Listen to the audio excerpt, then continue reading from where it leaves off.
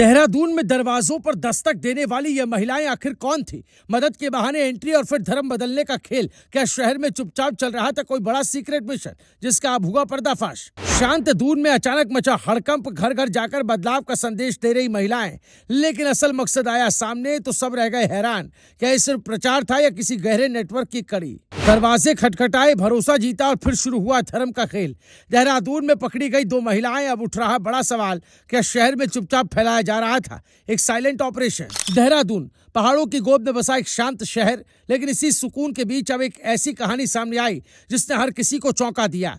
क्या घर घर जाकर किसी बड़े गुप्त मिशन को अंजाम दिया जा रहा था? वसंत विहार इलाके में दो महिलाओं को पुलिस ने गिरफ्तार किया, जिन पर आरोप है कि वो हिंदू महिलाओं को लालच देकर ईसाई धर्म अपनाने के लिए प्रेरित कर रही थी। बताया जा रहा है कि ये महिलाएं बेहद सामान्य तरीके से घरों में प्रवेश करती थीं, बातचीत शुरू करती थीं और फिर धीरे धीरे धर्म परिवर्तन की ओर बात को मोड़ देती थी।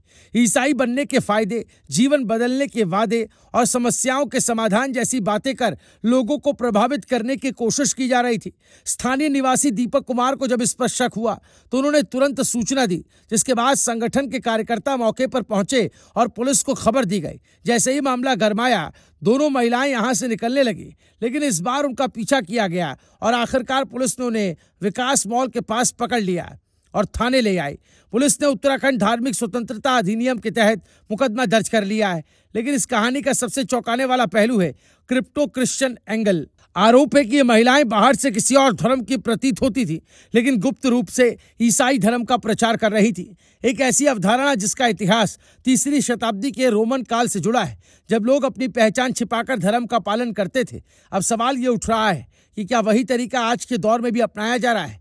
कावली गांव की इस घटना के बाद स्थानीय लोगों में भारी आक्रोश है। लोग इसे सामाजिक विश्वास पर चोट मान रहे हैं और संगठनों ने प्रशासन से सख्त कार्रवाई की मांग की है। वहीं सूत्रों के मुताबिक दून और आसपास के क्षेत्रों में ऐसे कई छोटे समूह सक्रिय होने की आशंका भी जताई जा रही है, जिससे मामला और भी गंभीर हो गया है। फिलहाल प्रशासन हर एंगल से जांच में जुटा है ताकि किसी तरह का तनाव न फैले। लेकिन सबसे बड़ा सवाल अब भी कायम है, क्या ये सिर्फ दो महिलाओं की कहानी या फिर इसके पीछे कोई बड़ा नेटवर्क काम कर रहा है?